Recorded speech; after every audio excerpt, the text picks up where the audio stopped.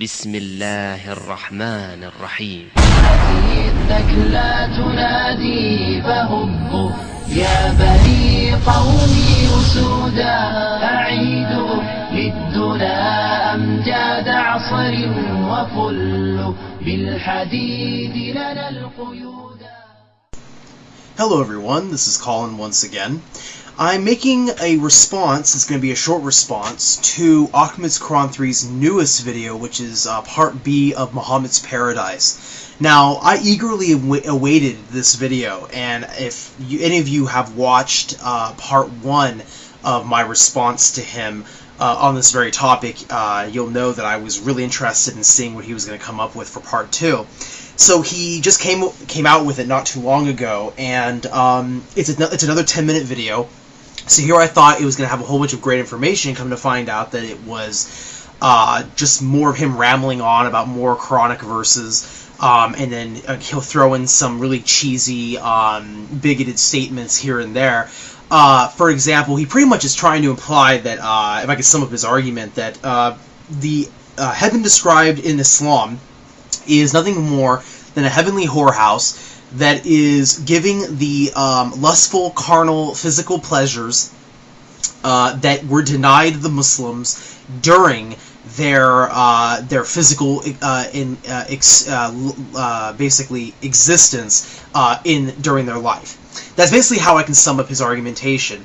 Now, he says that the Islamic concept of paradise is stupid, it's ridiculous, it's ridiculous, essentially, is what he says. And so, before I forget, he also said it was plagiarized from the Zoroastrians and the Hindus and things like this.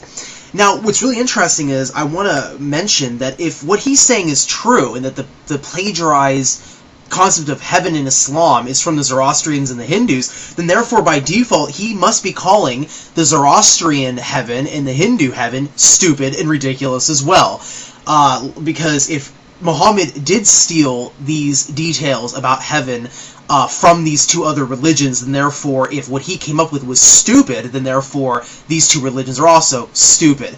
And let's keep going with that theme, by the way, because as you'll notice, I have a menorah in the frame of the camera, and I want to point out that I will put in the description section the link, a couple links here. The first link is to my first video with regards to this topic. The second will be a link to my blog, which there'll be a lot of great information for those of you who are not familiar with my blog.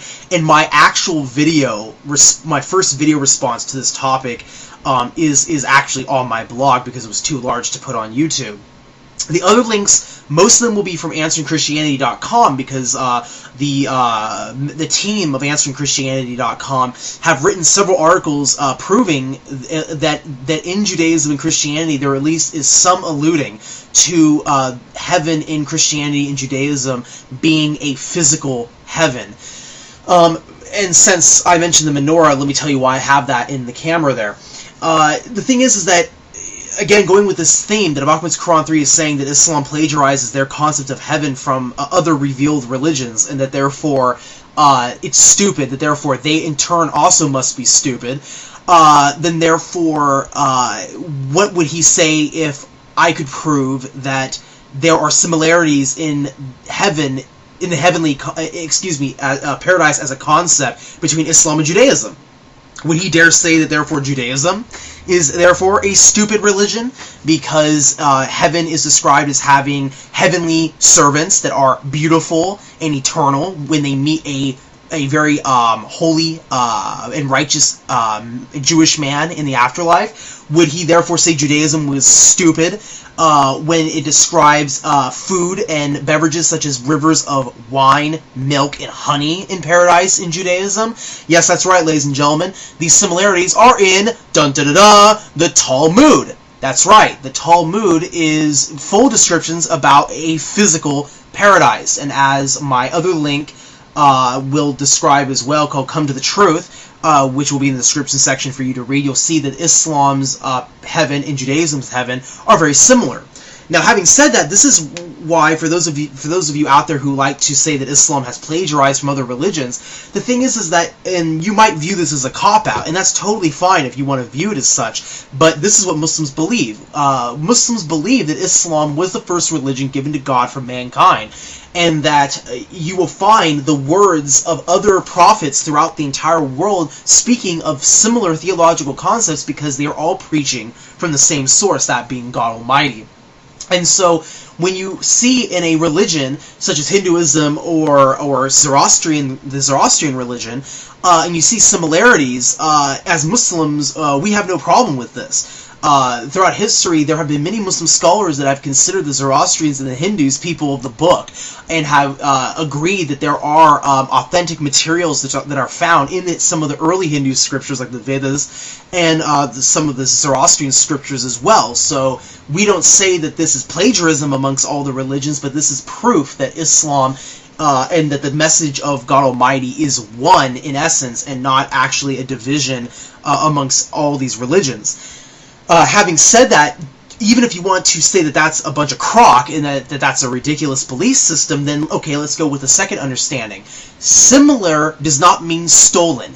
And just because you have theological concepts that are similar amongst world religions does not mean that they were stolen by past religions. That's something we have to keep in mind as well. You would have to therefore prove that literally these concepts were literally stolen and are literally so similar that that's the only conclusion that you can come to. The fact remains, and again, there are many articles that disprove the idea that the Quran plagiarizes from outside sources. Again, if you go to IslamicAwareness.org, you'll find many references and articles that disprove the idea that Islam stole theological concepts from anyone. Having said that, I really encourage you to look at the articles I've posted in the description section of this video. Again, you will find an astounding amount of parallels between the Hadiths, the Quranic verses, and the Talmud when it talks about what paradise is going to be like in the hereafter for both Jews and Muslims, and you'll find that they are very similar. So once again, I want to thank Ahmad's Quran 3 for shooting himself in the foot again. The fact is that he himself, being a Christian, he does believe, if you read the letters of Paul, that the hereafter will be nothing but a spiritual existence. However, with the articles you find in Answering Christianity, you'll find that this is actually contrary to what Jesus taught and what is taught by the Bible. You will find that the rest of the Bible does allude to a more physical, corporeal heaven, as opposed to just a plain, literal, spiritual paradise. So, with that being said, it is not far-fetched. It's not stupid that in heaven you will have physical pleasures or physical experiences. It will not all just be spiritual. Thank you everyone for watching. Peace be with you all.